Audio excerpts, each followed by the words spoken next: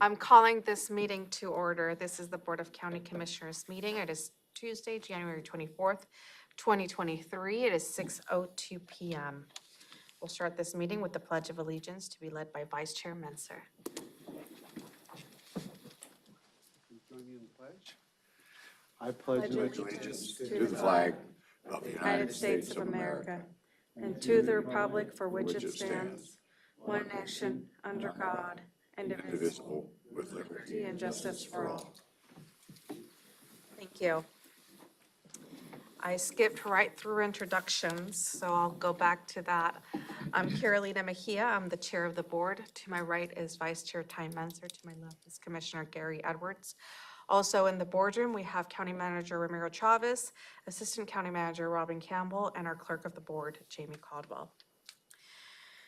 Next, Vice Chair Menser, would you like to do a land acknowledgement, sir? Thank you. We would like to start today's meeting with a land acknowledgement. We would like to acknowledge and thank the Indigenous Salish peoples whose elders and ancestors have lived on and cared for the land and waterways of this county since time immemorial and who still inhabit the area today. Specifically the Squaxin Island, Nisqually, and Chehalis people, our sovereign tribal partners. Truth and acknowledgement are critical to building mutual respect and connection across all barriers of heritage and difference. The purpose of this acknowledgement is to disrupt ongoing erasure of injustices done and to remember history as a stepping stone towards healing. Thank you.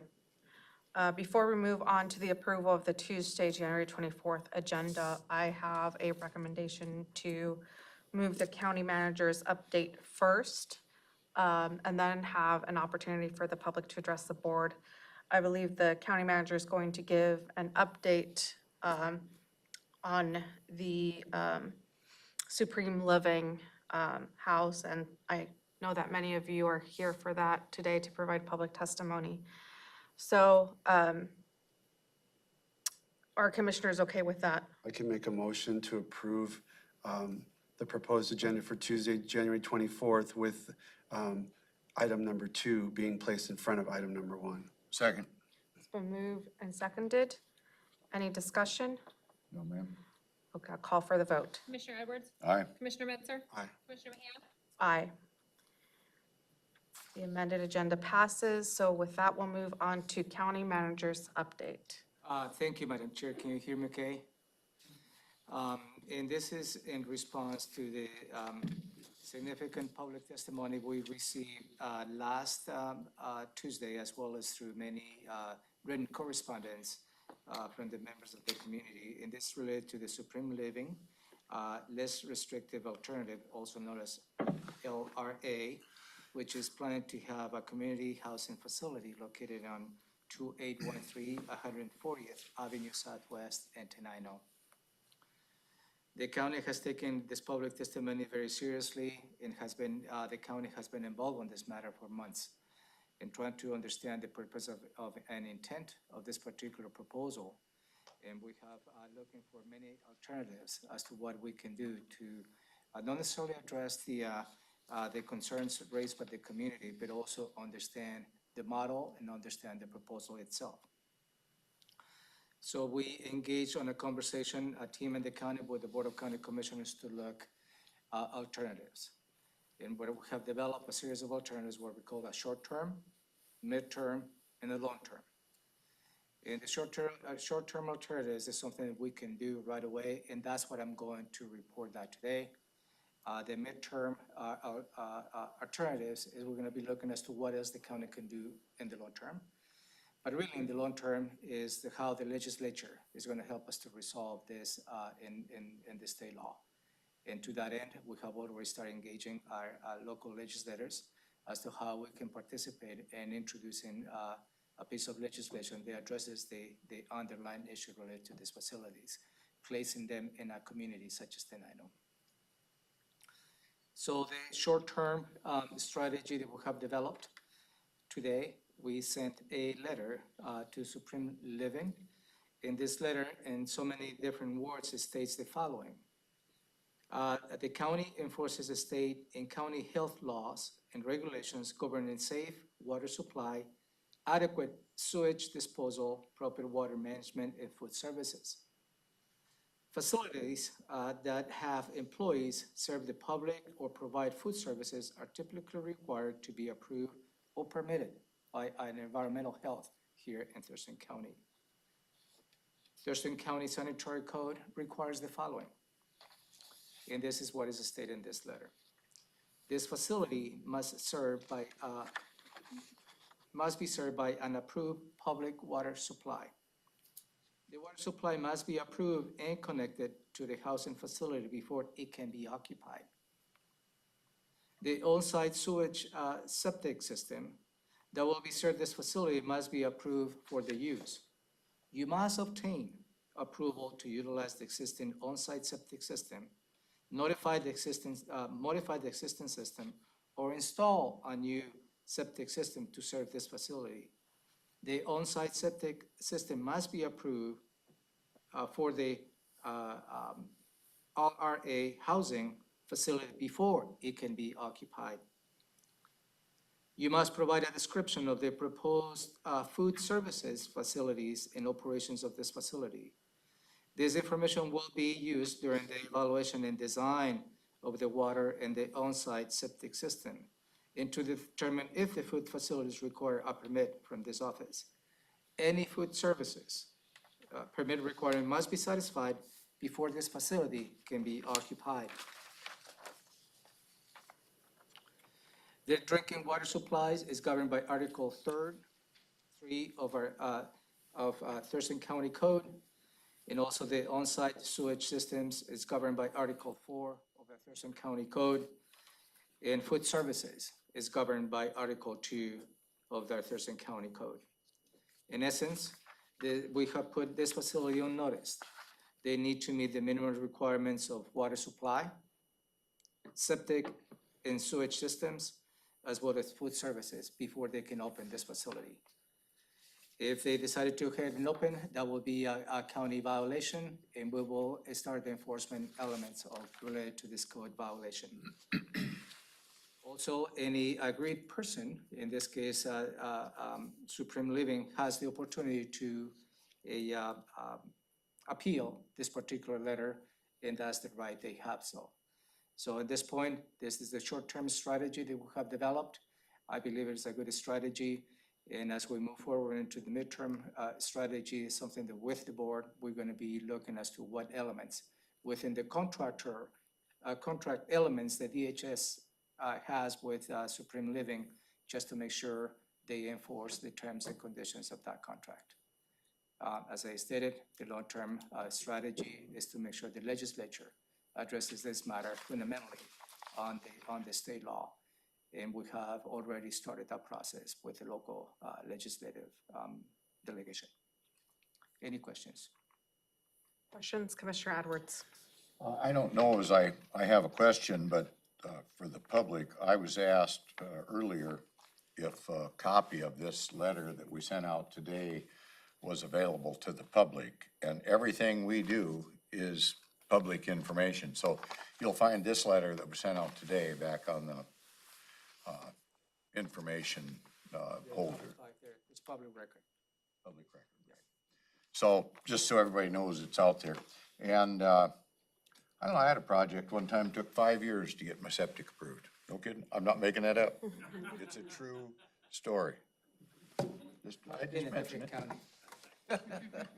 I would just add that you referred to it as a strategy, but really it's compliance with county code. And the state law gives this operation an end run around our land use policies, but what we needed to explore and learn is it doesn't give them an end run around our public health and safety standards, and we need to enforce those. Regardless of how we felt about the merits of this operation, it's appropriate, and we will hold them to the standard that any other property owner or project applicant would have to go through. As Commissioner Edwards says, sometimes that's a difficult process, as we hear every day from our citizens. So, but we'll work through that. Yeah, this is a first step. We will continue working with the community. We will continue working with our legislators to really try to address the underlying questions and this facility and how this came to be. So will this addresses them having to keep up with the regulations. It doesn't really answer many of the other questions the community had. And so I think we're all committed to keep working on that process. And, you know, a huge thank you to the community, really, because they were the ones who first let us know that this was happening here in Thurston County. And if it weren't for the involvement and the bravery to come up and speak up about this, you know, we wouldn't have never known this probably would have been established last year.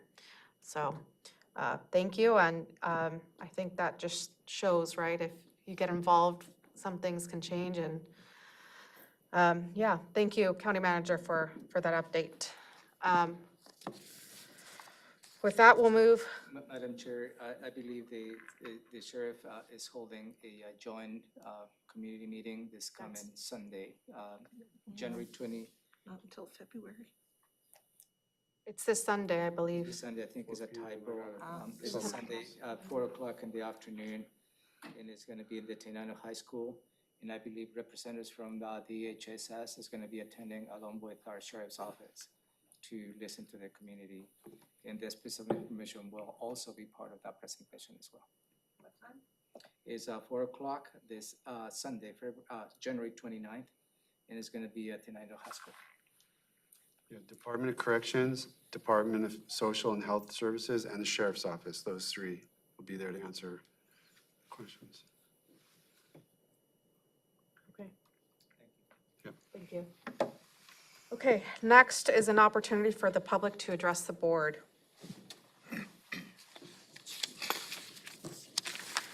The Board of Thurston County Commissioners welcomes comments from the public. However, there are some guidelines governing such comments to ensure they are appropriate and do not take advantage of the fact that most meetings are televised. The general speaking guidelines are as follows. Please introduce yourself, including the address you reside in the county. Please address the board, not the audience or staff. Please silence your cell phones for those members in the boardroom. Speakers are limited to a total of 4 minutes to address the board. Meeting attendees cannot donate their speaking time to another person. No comments that are lewd and offensive, inflammatory, hateful, defamatory, or discriminatory in nature. Please be respectful. No outburst of any kind. No comments that are commercial in nature, such as promotion of a for-profit business. All materials provided to the county may be considered public records, subject to public release upon request pursuant to the Public Records Act, Chapter 4256 of the RCW. No remarks about pending land use permits or similar matters that could eventually come before the Board on Appeal. Thank you so much for your cooperation. With that, I will start with members of the public who have signed up, and then I will move on to Zoom. First person is Barry Halverson. And the stopwatch is right on the side of. Sir, I will give you a 30-second cue. Thank you. Madam Chair, Commissioners, my name is Barry Halverson, Lake Lawrence Lake Management District Steering Committee. Today I'm going to pick up from where I left off 2 weeks ago and continue the history of Lake Lawrence. The Sawmills and Power Dam, operating between 1884 and 1928, accelerated the eutrophication of Lake Lawrence by as much as 200 years. Much like building the dam across the eastern end of Budd Inlet accelerated the death of Capitol Lake. The Capitol Lake project wants you to throw in millions of dollars to maintenance dredge Budd Inlet once the state restores Budd Inlet, getting rid of Capitol Lake. The study shows that the Deschutes River filled up Capitol Lake, bringing as much as 35,000 cubic yards of nutrient-rich sediment into the lake annually, resulting in over 13 feet of sediment in some areas, bringing unprecedented aquatic plant growth and uncontrolled algae blooms and other water quality issues, not unlike what has happened to Lake Lawrence. Over the years, this required hundreds of thousands of dollars from the state in unsuccessful attempts to fix Capitol Lake. They finally gave up and now are recommending expenditures of over $250 million to get rid of the lake and restore Budd Inlet. But the state will not invest in restoring other lakes. Just like Capitol Lake, there was nothing natural about what has happened to Lake Lawrence. Eutrophication was greatly accelerated by human endeavors linked to commerce and building a civilization. I'm not condemning what has happened, I'm merely explaining it. Current LMD efforts are attempting to slow down and possibly reverse some of the human causes that have impacted Lake Lawrence and, to the best of our financial and volunteer capacity, maintain a lake where all Thurston County citizens can enjoy the benefits paid for by lake residents. Since 1986, Long Lake and Lake Lawrence residents have paid over $10 million in assessment fees to keep our lakes as healthy as we can. There is much more that can and should be done, but we do not have the financial resources to do more, and asking our residents to shoulder more of the financial burden is just not right. It does not seem unreasonable, then, that we ask for some grace in not charging overhead costs and supervisory FTE. The financial benefits to the state and county in maintaining healthy lakes can probably be calculated in millions of dollars a year. In the scheme of things, this is a small contribution from the county for the greater good of ensuring continued improved lake water quality for all residents of our county and state. I'm going to show you a map. I provided this to you 2 weeks ago. It's a map of Lake Lawrence, and it shows how the ditch that was dug from the Deschutes River came into the bottom of Lake Lawrence here on the south end, and the dam that was built over here on the west shore of the Little Lake flowed out through an intermittent river back into the Deschutes River.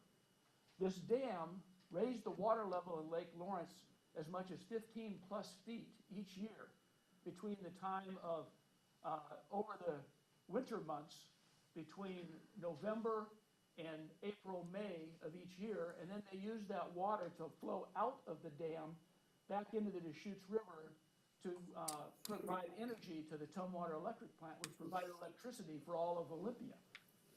That's what Lake Lawrence was used for. When this water came in, just like Capitol Lake, the Deschutes River brought all that sediment into the lake and filled this lake up. This black line here shows the area where with the study that we did on a dredging study, there's over 20 plus foot of sediment that was brought into the lake. This lake was over 45 foot deep back in the early 1900s. Now it's 25 foot maximum. These are littoral areas out here. These red lines show how the sediment was moved from the sawmill down here in this corner and the sawmill up here in this corner throughout the lake, causing the enriched sediment and the phosphorus problems that we have today. I'll get rid of my time. Thank you, Commissioners and Mr. Chavez. Thank you. Next is Ryan Brinton.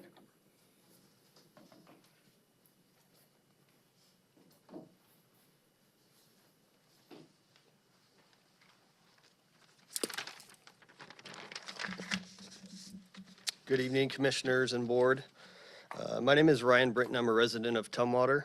I'm here on behalf of the owners of Maytown Lake, located at 3041 140th Avenue Southwest, the adjacent property to the south and west of this proposed location. 37 years ago, my father and his partners broke ground on their dream of developing a property to share their passion of slalom water skiing and a safe place for family and friends to gather and make memories. Over the years, we've hosted sanctioned water ski tournaments, clinics, collegiate ski teams, clubs from around the Northwest, and hundreds of recreational and competitive water skiers at every age level. We've also hosted Boy Scouts, youth sports teams, and countless birthday parties. My fondest memories as a child were at the lake, roaming the property, fishing, playing flashlight tag, and sitting around the bonfire with friends and family. These memories are also shared by literally hundreds of other children and continue to be to this day. Our lake is a community of family, and we've always emphasized safety around the water with our guests. However, housing 5 violent sex offenders deemed by the state unable to be rehabilitated and likely to reoffend if given the opportunity presents a safety risk that we never could have imagined. These offenders would have a clear line of sight and a short walk to our property with zero security measures where families and young children are at play. This is just phase 1 of Supreme Living's plans to parcel the land and build 2 more facilities and house up to 15 violent sex offenders, again, likely to reoffend if given the opportunity. This is not a matter of if, it's a matter of when they will find their next predator, find their next victim, I'm sorry. I have a 9-year-old son, myself, and the thought of him being at risk at our own lake is horrifying. We have an obligation to protect the vulnerable and prevent future tragedy before it's too late. Allowing this facility to operate as Supreme Living intends puts us all at extreme risk and will change the landscape of our beloved community forever. On behalf of the owners of Maytown Lake, we're asking you to please exhaust every legal recourse you have at your disposal and send a clear message to Supreme Living that the residents of Tenino and Thurston County will not back down. Thank you for your time.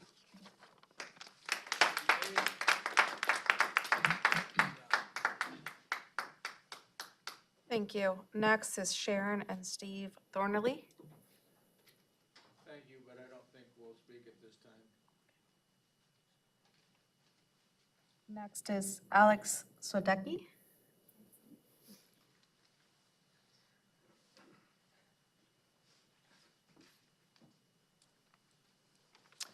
Well, thank you for this opportunity to meet with you this evening. And like so many others, I do want to thank you for it's very obvious to me that a lot of effort and very intentional engagement with the topic and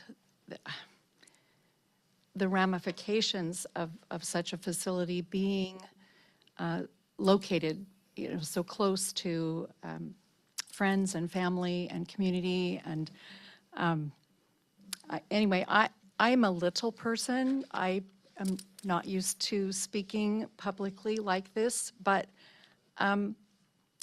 as a mother of grown children with families of their own, and I have to brag a little bit, our 20th grandchild is due in March. We have a vested interest in Tenino. It's a great place to call home. And so, of course, we want to raise our voice in chorus with our community and friends and family to say, we second the motion that such a facility would not be allowed in our area. I've been looking over some of the information. Senator Christine Rolfs from Bainbridge Island, Manka Dhingra from Redmond, Rebecca Saldana from Seattle, Claire Wilson, Federal Way. I would be curious to know if they wanted to be first in line to have a facility like this established in their home districts. We're a small rural community, and it kind of has a feel like we'll push this off, into this kind of remote area, and I don't know, maybe not have to think about it again. So, that of course, oh, my knees are starting to shake. Anyway, we live here. We rub elbows with, our businesses and schools, and, it's really been, in fact, pretty encouraging and amazing to see the community come together and be so unified. So I'm proud to be a Tenino resident and citizen. I want to see what is really for the best interest of our community, safety-wise and in every otherwise. So again, thank you for your efforts. We are in your corner, and we'll try and keep our ear, open. So if there are other ways that we as community members can speak up or, get on board with a particular, movement or action, we would love to know and love to participate and love to help us succeed in, in protecting our community. So, thank you.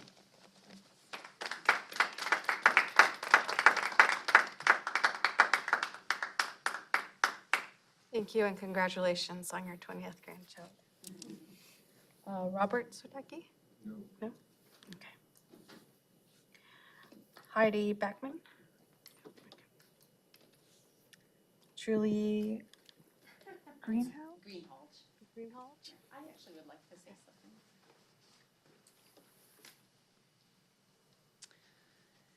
My name is Julie Greenhalgh. I live at 3734 160th Lane Southwest, Tenino. As the crow flies, it's about maybe a mile and a half, 2 miles through the woods from our house to this site that they want to put Supreme Living sex offenders at. When we moved here 22 years ago, we found this beautiful piece of property on 10 acres. Wonderful. It's my safe haven. I work in the city and I love to come home every day and I feel safe. I can go outside and do things. When I found out about that they were putting this there, I can't tell you the fear in me worrying about, is somebody going to come through my woods? Is somebody going to come in my home? Do I have to lock everything? And they're not even moved in yet and I'm already feeling that way. This is my home. This is the home I want my children to, and bring their grandchildren there with me. I want it to be a place that's safe. I want to be able to go into town and not worry about, is the person walking next to me possibly one of these people? I don't want to worry about that. And I don't think any of the residents of Tenino want to worry about that. I do want to say, really appreciate, I feel like you guys are all behind us. And that really puts a pride of how our government works in me, because in my life I haven't really seen a lot of that. I've never had our voice heard before, and I feel like you guys are all doing that now for us.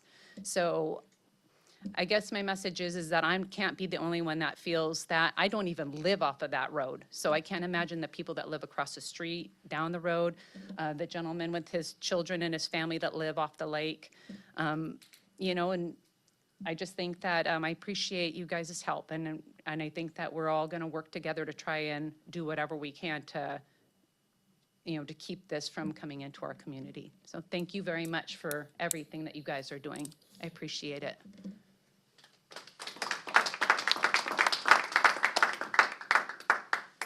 Thank you. Next is Shirley Rolt. Rowe? Oh. Sorry. No, that's okay. I'm Shirley Rowe. I live at 5315 Oyster Bay Road, Northwest in Olympia. And I'm not only here representing my family and myself, I'm here today as the Thurston County Farm Bureau President. And we have 138 farming members, as well as hundreds and hundreds of business and associate members who we all oppose this, of relocating violent sexual predators from a secured and armed supervised residence to a rural residence that is not secured and negligibly supervised and with no plan to stop any of the offenders if they run, which they undoubtedly will at their first opportunity. And our farmers do not want these predators in their rural area or anywhere unsecure. I do applaud the county commissioners for instigating a delay in this abominable proposal, and I encourage you to pursue this until a moratorium is in place to stop this insanity. And I thank you very much and appreciate all you've done.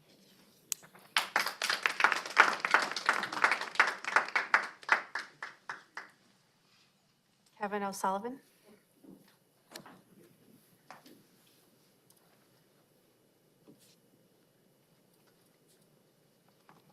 Thank you. My name's Kevin O'Sullivan, former county commissioner, retired law enforcement.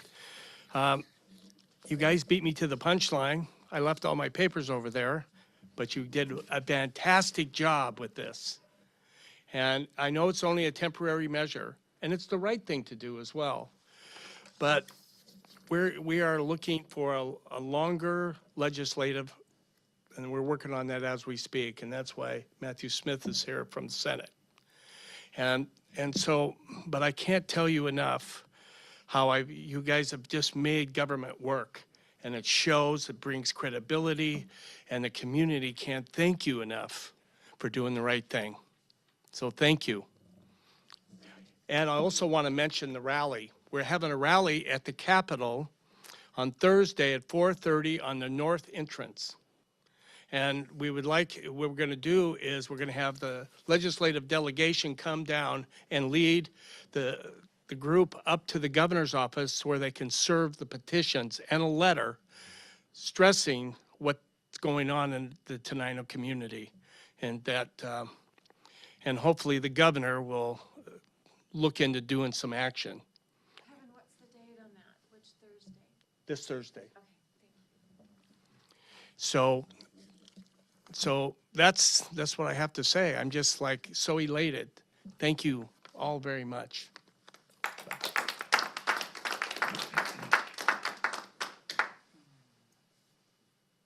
Matthew Smith, I know you put no, but just. Okay. And Ron Rieger, right? No, okay. Anyone else in the boardroom, would you like to provide public testimony at this time? Okay, we will move on to Zoom. Yeah, thank you, Madam Chair. Would we like to call, or you want me to call the members? Well, they put the screen little again, so. Okay, so let me help you with that. First, I have Ms. Stephanie Durbin. Go ahead, ma'am, if you'd like to provide testimony, you have 4 minutes.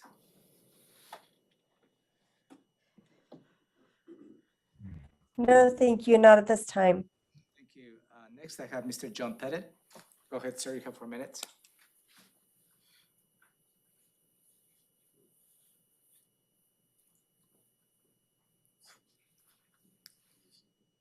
Mr. John Pettit, I'd like to provide testimony this afternoon, sir. Hello, I'm here now, I think. Okay, go Can ahead, you sir. hear me? 4 minutes. Okay, thank you.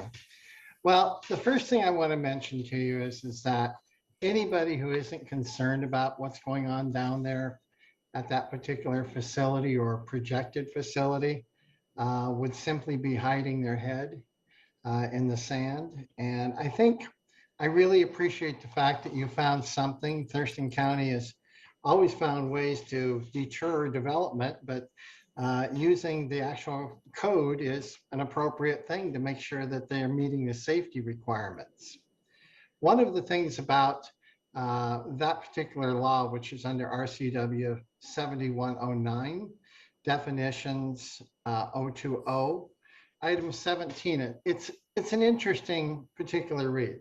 Secure facility means a residential facility for persons civilly confined under the provisions of this chapter that includes security measures sufficient to protect the community. Now, I'm kind of an old farmer, so I kind of look at things certain ways, and I put fences up to protect people from certain situations. I know Wolf Haven has a big fence around it to help protect people from having interaction with the wolves. And a secure facility is not, we put a lock on the door. This is about to protect the community. Now, I think that when you take a look at this, all of these supposed people that would be put there are only to be put there through a court order. So Thurston County may need to create a particular spot within the prosecutor's office to represent the interest of the citizens, the neighbors, the community, in review of the different people being opened to being placed in that location. It would be inappropriate just to think, well, DSHS, they'll just deal with it, and we don't have that process. There's a process in place, and Thurston County needs to make sure you're checking out who would go in there, as an example. But then there's another particular part about the questions about, I realize you always think in terms of zoning, but there's other limitations that apply.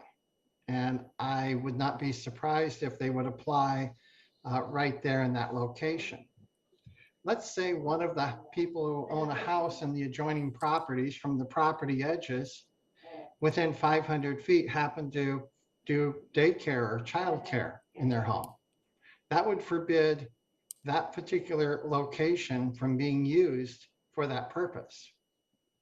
Another thing talks about school. Well, Washington State created a whole new realm of school. They created school that can happen right at home. People have homeschool, that would be school. They have to be more than 500 feet away from that. They have online school. You have to be more than 500 feet away from that location where you have someone using an online school as such as a child. So I think if you want to look a little further, you might find that somebody there may very well have somebody doing some online school as an activity that could qualify, or is taking care of a child care. But either way, DSHS is supposed to have investigated to make sure that these particular elements are not in any way being crossed the line, and that a judge makes his decision based upon hard facts. I'll leave that for today, and thank you very much. Thank you, sir. And that will conclude public testimony, Madam Chair. Okay. Thank you.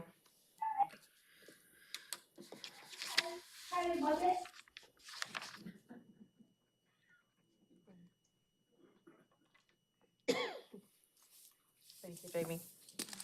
Okay, moving on to consent items. There's consent items A through D. Is there a motion? I move to approve consent items 3A through 3D. Second. Been moved and seconded. This is a non-debatable motion, so I'll call for the vote. Commissioner Edwards? Aye. Commissioner Menzer? Aye. Commissioner Mejia? Aye. Department items, items 4A is an invitation to bid for countywide security improvements, project number 25571. Richard King, Capital Project Manager, is listed on this item.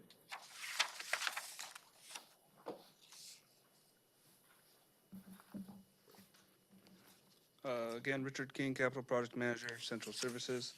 At this time, we're asking the commissioners to approve the invitation to bid for project 25571 for countywide security improvements. This project will provide security upgrades to the coroner's office, emergency services center, and courthouse building number 5.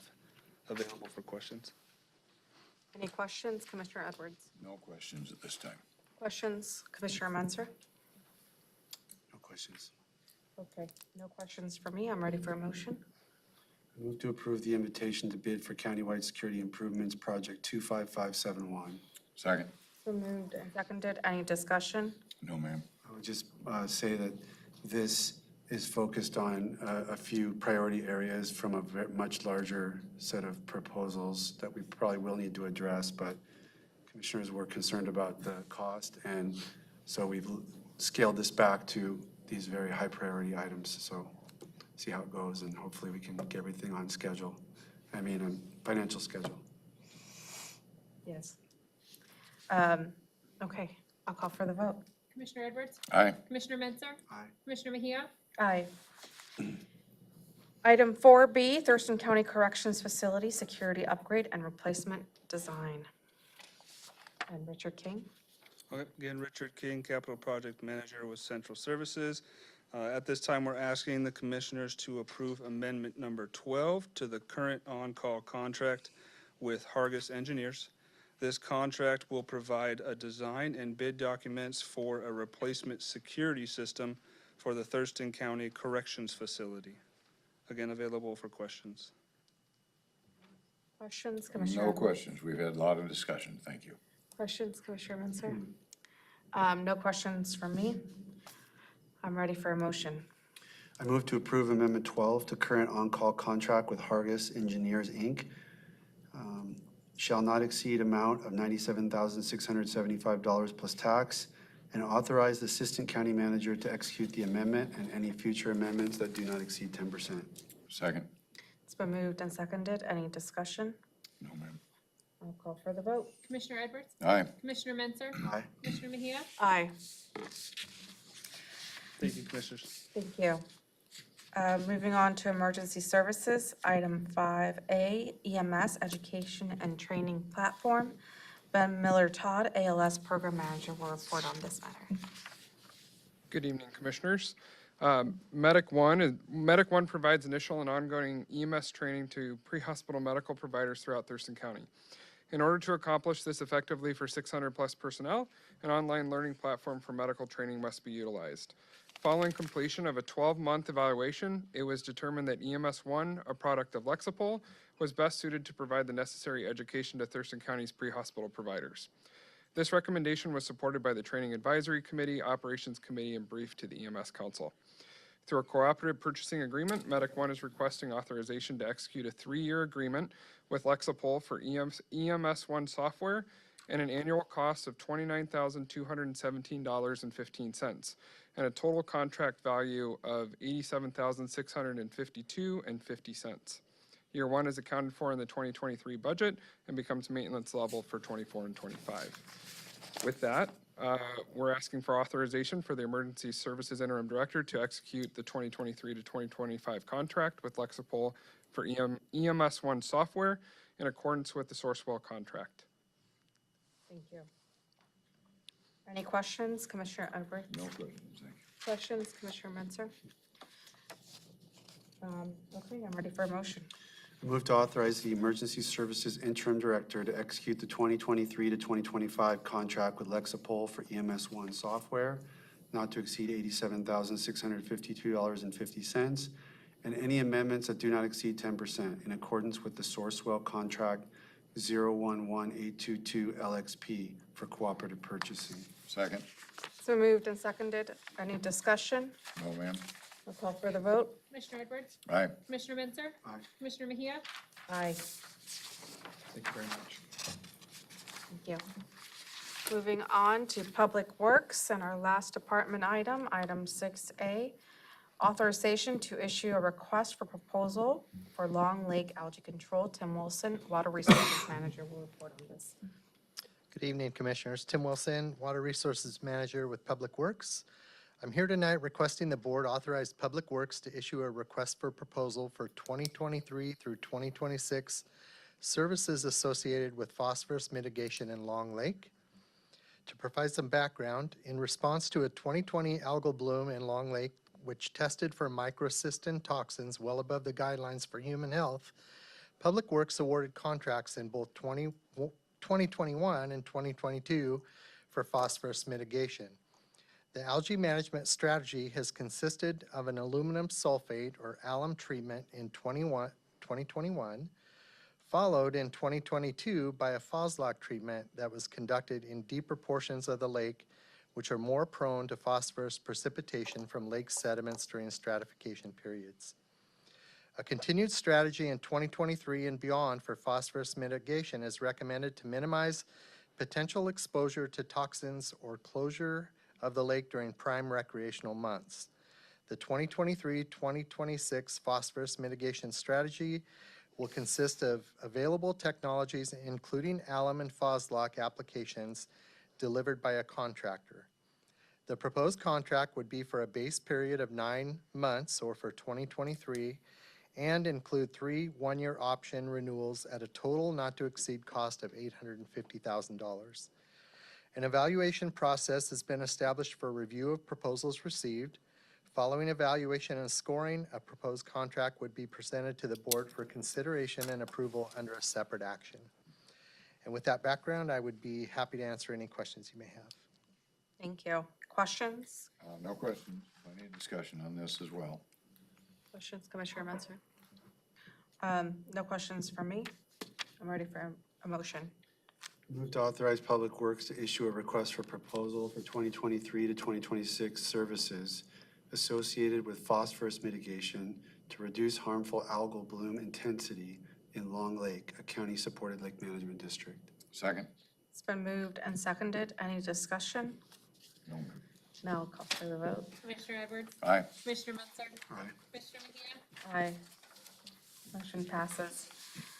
For members of the public, if you feel like we're just getting through these department items quite quickly, and why we don't ask any questions, we usually review our agenda every Tuesday morning. So we had time to ask questions last Tuesday as well as this Tuesday. So with that, that will conclude our department items. We'll move on to our standing items. Item 7A, commissioners will report on board work sessions and assigned committee meetings, providing updates on actions taken as well as upcoming issues.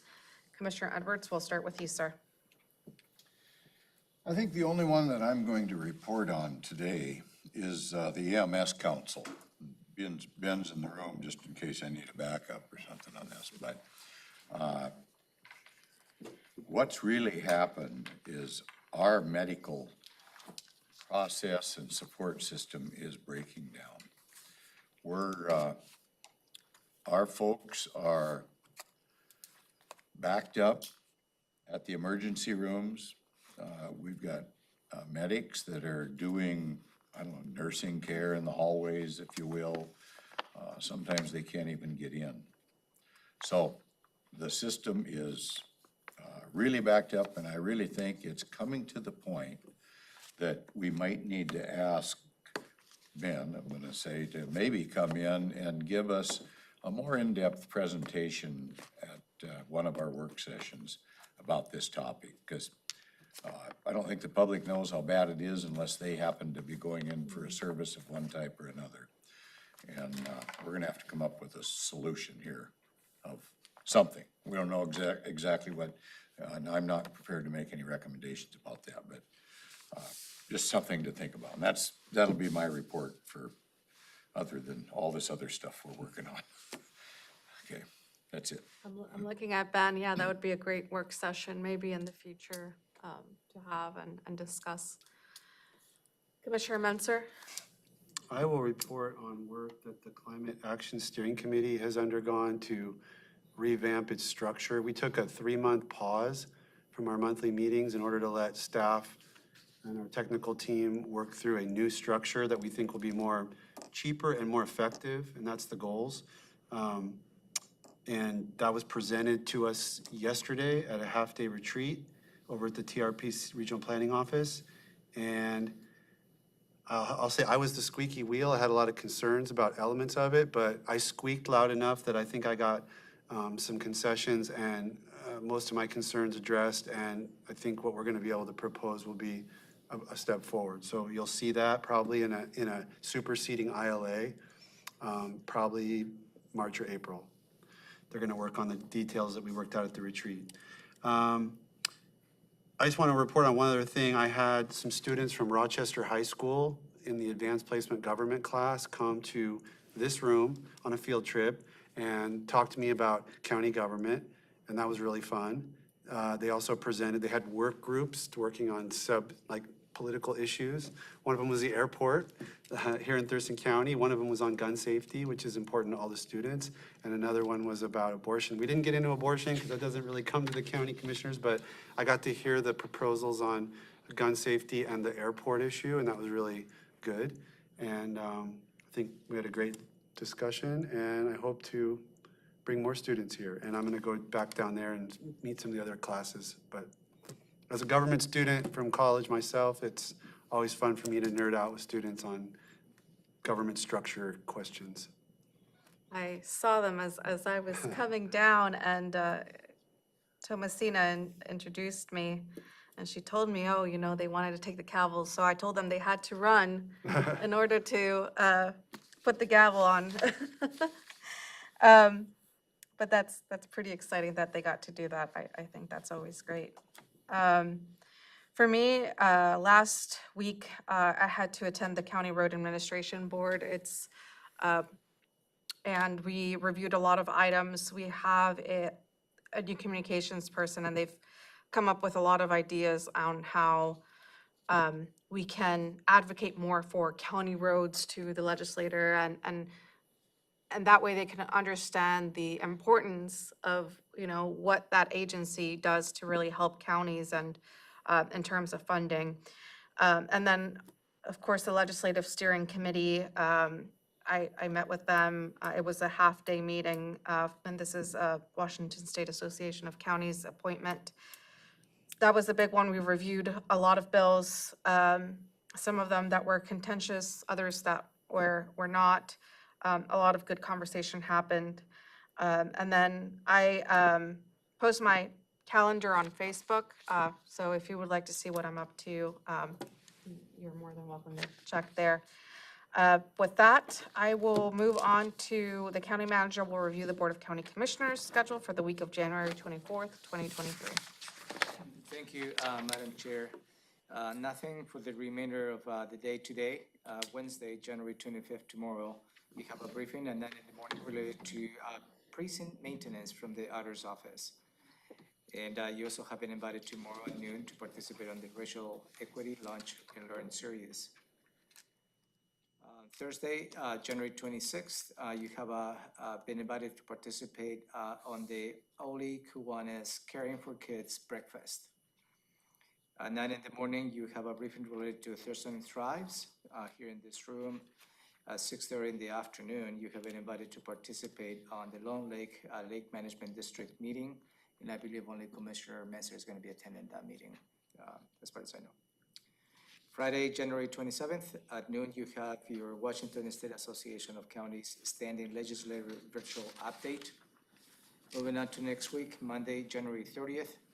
At noon, you have your Washington State Association of Counties meeting with your fellow elected officials across the state.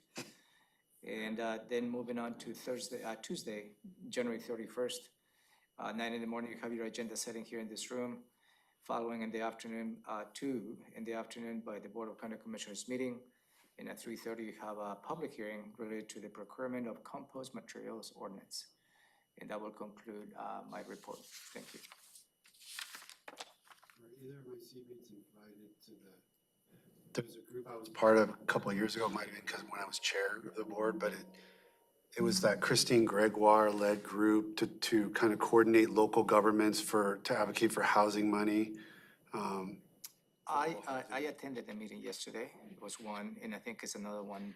I think it's a weekly update. So I don't think they have been invited to the full board. Is that what I'm it on is? the list, so I'll check in and report back. Yeah, no, that's something I haven't received. And I will not be attending the Long Lake meeting because I have Alfie Alvarado, who is the Director for Veteran Services at the state, is retiring, so I'll be attending her retirement celebration for the service that she's done to all of the veterans here in Washington State. I'll probably catch the first 2/3 of the Long Lake meeting, just to see how they're doing and what they're discussing. Okay, so with that, it is 6:55 PM. Thank you all. We are adjourned.